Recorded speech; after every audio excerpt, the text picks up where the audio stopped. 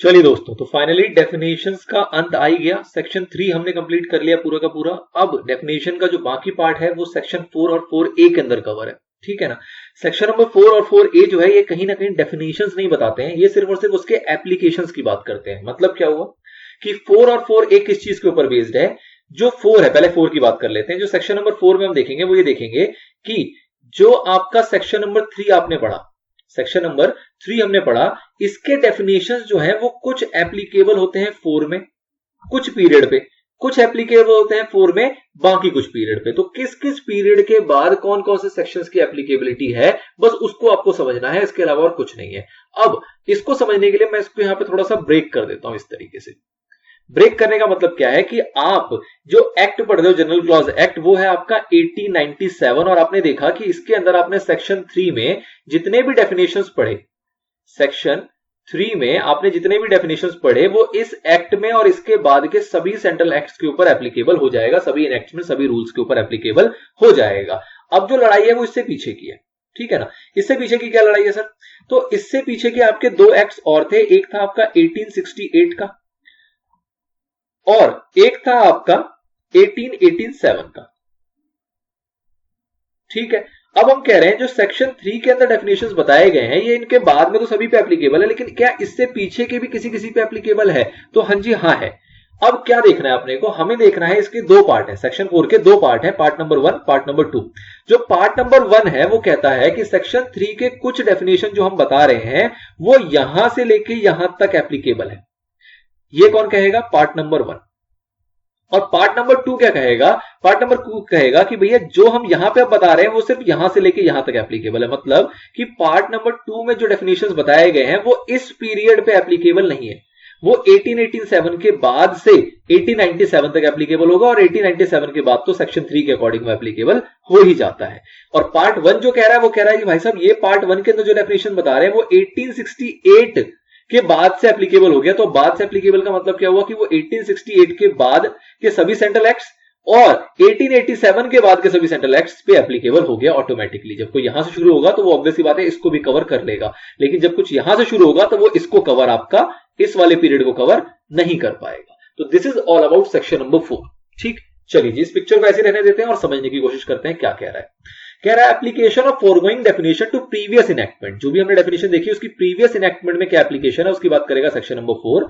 There are certain definition in section number 3 of the General Clauses Act 1897 which would also apply to the acts and regulations made prior to 1987, that is on the previous enactment of 1887 and 1868 and 1887. This provision is divided into two parts. ये दो part में divide किया गया इस provisions को कि कुछ एक ऐसे इनएक्टमेंट भी होंगे जो कि इससे पहले वाले होंगे, उन पे भी एप्लीकेबल हो जाएगा। जो पार्ट नंबर 1 है वो बात करेगा application of terms expression to all central acts made after 3 January 1868, मतलब ये वाली date, and to all regulations made on or after the 14th January 1887. 14th जनवरी 1887 मतलब एक ये वाली डेट, एक ये वाली डेट आ गई। मैं डेट नहीं ले रहा हूं, खैर ईयर की बात कर रहा हूं। 1868 और 1887 के बाद के सभी सेंट्रल एक्ट्स और सभी रेगुलेशंस के ऊपर ये जो टर्म्स है, जो एक्सप्रेशंस है, ये जो डेफिनेशंस है वो एप्लीकेबल हो जाएंगे। कौन कौन से? तो कह रहा है here the given relevant definitions in section 3 of the following words and expression, that is to say, कौन कौन से है देखो,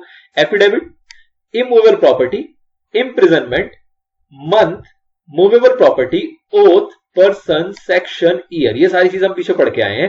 कह रहा है ये जो सारी चीजें हैं, कितनी चीजें हो गई आपके? 3 यहां हो गए और 6 यहां हो गए। कुल मिला के ये जो 9 टर्मिनोलॉजी है हमने टोटल पढ़ी है 28 में से कह रहा है ये 9 टर्मिनोलॉजी है, ये आपके अप्लाई होगा इससे लेके यहां तक के भी सभी सेंट्रल एक्ट्स और सारे के सारे रेगुलेशंस के ऊपर। ऐसा क्या गया प्रोविजन नंबर 1, ठीक। Okay, to all central acts made after 3rd January 1868 and to all regulations made on or after the 14th January 1887, as simple as that, ठीक। चलिए जी आगे बढ़ते हैं। सेकंड प्रोविजन क्या कह रहा है? सेकंड कह रहा है application of the terms expression to all central acts and regulations made on or after the 14th day of January 1887, मतलब इसके बाद की बात कर रहा है। अब ये 1887 के बाद कुछ टर्म्स की बात कर रहा है। ये टर्म्स जो होंगे वो इसके बाद के सभी सेंट्रल एक्ट्स और सभी रेगुलेशंस के ऊपर एप्लीकेबल होंगे, इससे पहले वालों पे नहीं होंगे, ठीक है ना, इससे पहले वालों पे नहीं होंगे। कौन कौन से? तो कह रहा था relevant given definitions in section 3 of the following words and expression, that is to say, कौन कौन से, कमेंसमेंट आया, फाइनेंशियल ईयर आया, ऑफेंस आया, रजिस्टर्ड आया, शेड्यूल आया, सबसेक्शन आया, राइटिंग आया, ठीक है ना। तो कुल मिला के ये आपके 7 पॉइंट यहां पे और 7 वर्ड्स और 7 एक्सप्रेशंस और बताए गए, जो कह रहा है कि एप्लीकेबल होगा लेकिन 1887 के बाद, 14th डे ऑफ जनवरी 1887, मतलब 14 जनवरी 1887 के बाद के सभी सेंट्रल एक्ट्स और रेगुलेशंस के ऊपर ये 7 वर्ड भी आपके एप्लीकेबल हो जाएंगे। पहले वाले 9 वर्ड तो है ही एप्लीकेबल, 7 और बता दिया इसने दूसरे प्रोविजन के अंदर। Apply also unless there is any repugnant in the subject और context of all central act और रेगुलेशंस मेड ऑन और after the 14th day of January 1887। तो ये तो सिंपल सी बात कह रहा है कि भैया अप्लाई हो जाएगा, अनलेस कि भैया कंटेक्स्ट के अंदर कुछ फ्लॉ है या कोई दिक्कत आ रही है जिसमें कि हम अप्लाई नहीं कर सकते, या सेम मीनिंग निकल के नहीं आ रहा, सेम सिचुएशन सेम सर्कमस्टेंसेस निकल के नहीं आ रही है, तो वहां पे अप्लाई नहीं होता।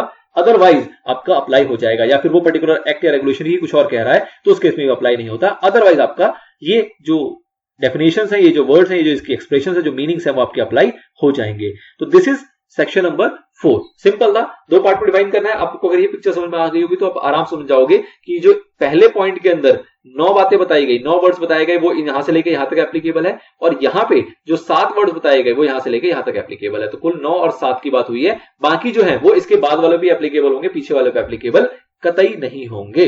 चलिए नेक्स्ट बात करते हैं सेक्शन नंबर 4A की। सेक्शन नंबर 4 जो है वो 4A जो है वो बात करेगा इंडियन लॉज के ऊपर। क्या कह रहा है, application of certain definitions to Indian law. Same बात है, कुछ अलग नहीं है। कह रहा है कि कुछ डेफिनेशंस अगेन ये उठाएगा कहां से, सेक्शन नंबर 3 से, और कहेगा ये जो उठाए मैंने सिर्फ यही वाले जो डेफिनेशंस होंगे वो इंडियन लॉज पे लगेंगे। ठीक है, कौन कौन से जी, तो कह रहा था definition in section 3 of the expression central act, central government, gadget, government securities, Indian law, official gazette. तो गैजेट और ऑफिशियल गैजेट तो कहीं ना कहीं एक ही टर्मिनोलॉजी थी।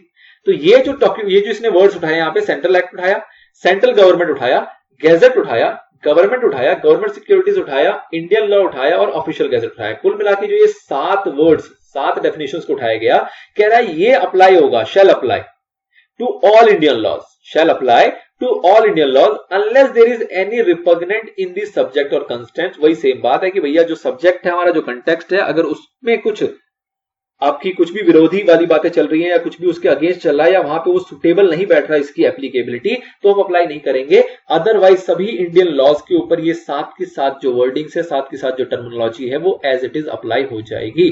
तो अगेन 4A जो है वो एप्लीकेशन की ही बात यहां पे कर रहा है। ठीक है, चलिए फिर आगे क्या कहता है वो देख लेते हैं। In any Indian law reference by whatever form of words to revenue, मतलब कह रहा है कि कोई भी वर्ड जो होगा वो रिलेटेड टू अगर रिवेन्यू होगा, रिवेन्यू किसका, चाहे तो सेंट्रल गवर्नमेंट का हो चाहे तो स्टेट गवर्नमेंट का हो। ठीक है, मतलब कि इंडियन लॉ के अंदर अगर हम रिवेन्यू वर्ड को ताल्लुक करने जाएंगे तो हम उसको किससे मिलाएंगे, तो हम कह रहे हैं क्या कि पहले मतलब बिफोर कॉन्स्टिट्यूशन, जो आपका बिफोर कॉन्स्टिट्यूशन है उससे पहले रिवेन्यू वर्ड को तो हम रिवेन्यू से जानते थे कि revenue of central government, revenue of state government, लेकिन कहा जा रहा है क्या कि on and from the first day of April 1950, मतलब कि 1/4/1950 से और उसके बाद से, मतलब 1/4/1950 और उसके बाद से इस रिवेन्यू ऑफ सेंट्रल गवर्नमेंट या फिर revenue of any state government को कैसे ट्रीट किया जाएगा, क्या वर्ड यूज किया जाएगा, उसके लिए यूज किया जाएगा कंसोलिडेटेड फंड ऑफ इंडिया, या फिर अगर स्टेट की बात करें तो consolidated fund of state as the case में भी। तो सिंपल सी बात, इन्होंने एक चीज यहां पे लेके आया क्या 4A के अंदर कि भाई साहब जो हम कहते थे रिवेन्यू ऑफ सेंट्रल गवर्नमेंट या हम कहते थे revenue of any state government, उसको हम 1/4/1950 या इसके बाद से हम कहना शुरू करेंगे क्या कि अगर बात करें रिवेन्यू ऑफ सेंट्रल गवर्नमेंट तो उसको हम बोलेंगे कंसोलिडेटेड फंड ऑफ इंडिया, और अगर हम बात करें रिवेन्यू ऑफ स्टेट गवर्नमेंट तो उसको हम बोलेंगे consolidated fund of the state as the case में भी। तो this is all about section number 4A। तो ये 2 सेक्शन थे छोटे छोटे, सेक्शन 4, सेक्शन 4A, कहीं ना कहीं सेक्शन 3 की ही एप्लीकेबिलिटी को ये अलग अलग तरीके से पीरियड वाइज बांट के बताते हैं 4 में, और 4A जो है वो इंडियन लॉ की बातें में बताता है कि इंडियन लॉ के ऊपर कौन कौन से डेफिनेशन सेक्शन 3 के जो है वो एप्लीकेबल हो जाएंगे। अलॉन्ग विद दैट उसने रेवेन्यू की बात बता दी और consolidated fund of India and consolidated fund of state का टर्मिनोलॉजी कब से आपका एप्लीकेबल हुआ, कब से वो यूज में आया, उसके बारे में भी इसने चर्चा यहां पे कर दी है। आई होप आपको यहां तक की बातें क्लियर हो गई होंगी। नेक्स्ट टॉपिक आप देख ही पा रहे होंगे जिसके अंदर हम बात करेंगे general rules of construction, section number 5 से लेकर सेक्शन नंबर 13 तक चलेगा। बात होगी आगे चल के। फिलहाल आप ऐसा समझ लो कि आपने इस चैप्टर का एक फेज खत्म कर दिया है, इसकी आपको खुशी होनी चाहिए। अगर आपको सारी चीजें तमीज से समझ में आई हैं तो आई होप समझ में आई होंगी और आपको इस बात की पूरी खुशी होगी। यहाँ पे मिलते हैं नेक्स्ट पार्ट में आगे की कॉन्टिन्यूएशंस के साथ। जब तक के लिए गुड लक, गुड बाय।